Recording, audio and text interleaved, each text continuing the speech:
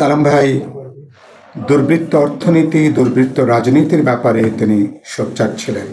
নতুন প্রেক্ষিতে, নতুন বাস্তবতা, নতুন যে ঘটনা প্রবাহ, তার সাথে তার রাজনৈতিক চিন্তা, দর্শন, অবস্থান, করণীয়কে তিনি সময়োপযোগী করেছেন, যুগোপযোগী করেছেন, কিন্তু সবসময় তিনি মানুষের সাথে ছিলেন।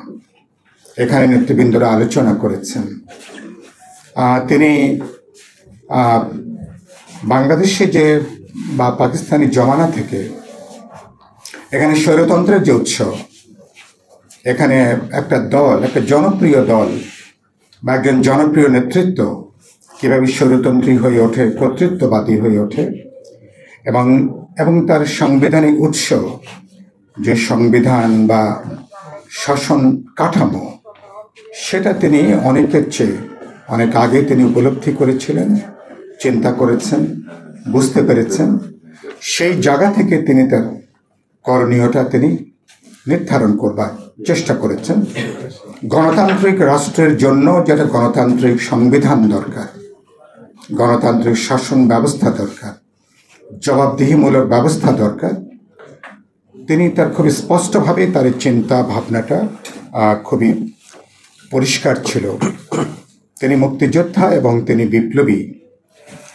তিনি জানতেন যে এই পুঁজিবাদের উদ্ভবের পরে কিভাবে পুঁজিবাদ মানুষকে শ্রমদাসত্বের মধ্যে মানুষকে জড়িয়ে রাখে, এবং একই সাথে পুঁজি কিভাবে তার আগ্রাসী তৎপরতা দিয়ে সকল প্রান্ত, সকল মহাদেশ, সকল জনপদ, মানুষের সকল অংশকে কিভাবে ব্যাপ্ত করে রাখে, এবং এর থেকেই বেরিয়ে এসে মানুষের মুক্তি, ব্যক্তি মানুষের মুক্তি, এটা ছিল তার চিন্তার, তার উত্তরণের একটা বড় একটা চিন্তা দর্শনের জায়গাটা।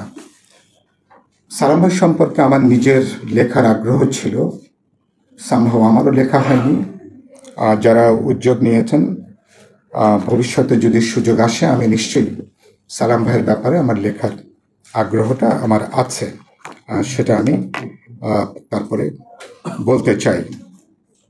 সালাম ভাই দুর্বৃত্ত অর্থনীতি, দুর্বৃত্ত রাজনীতির ব্যাপারে তিনি সোচ্চার ছিলেন, এবং সংবিধান যে এই দুর্বৃত্তায়নকে কিভাবে সাংবিধানিক ভিত্তি প্রদান করে, এবং আওয়ামী লীগের মতন এক সময়কার জনপ্রিয় দল শেখ হাসিনা একটা রাজনৈতিক পরিবারের জন্ম নেওয়ার পরে কীভাবে একজন ব্যক্তি স্বৈরতন্ত্রী হয়ে ওঠেন, কর্তৃত্ববাদী হয়ে ওঠেন, এবং এটার উৎস যে সংবিধান, প্রচলিত আইনি কাঠামোর যে জায়গাটা, এবং কিভাবে প্রধানমন্ত্রীকে কেন্দ্র করে একটা অগণতান্ত্রিক কর্তৃত্ববাদী একটা শাসন কাঠামো এখানে গড়ে ওঠে।